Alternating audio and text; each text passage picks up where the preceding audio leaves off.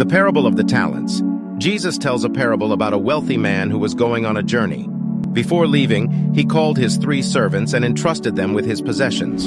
To one he gave 5 talents, to another 2 talents, and to the third 1 talent. The talents were a unit of currency. The servant who received 5 talents immediately went to work and invested them, doubling the amount. The servant who received 2 talents also invested them and doubled his portion. However, the servant who received 1 talent was afraid and decided to bury it in the ground, keeping it safe but not making any profit.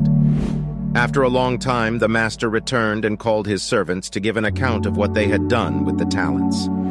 The servant who received 5 talents came forward and presented the 10 talents he had gained. The master praised him, saying, "Well done, good and faithful servant. You have been faithful with a few things.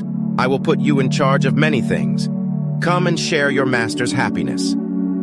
The servant who received 2 talents also came forward and showed the 4 talents he had gained. Again, the master praised him and rewarded him, saying the same words. Then the servant who had received 1 talent came forward, admitting his fear. He handed the talent back to his master, saying, "Here is what belongs to you." The master was disappointed, calling him a wicked and lazy servant. He criticized him for not investing the talent and at least gaining some interest. The 1 talent was taken away from him and given to the servant who had 10 talents. Jesus concludes the parable by saying, "For whoever has will be given more, and they will have an abundance. Whoever does not have, even what they have will be taken from them." This highlights the importance of being faithful and using the gifts and resources given to us for the kingdom of God.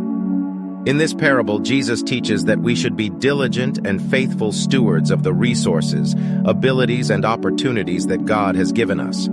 We are called to use them wisely and multiply them for the glory of God, rather than fearfully hoarding or wasting them.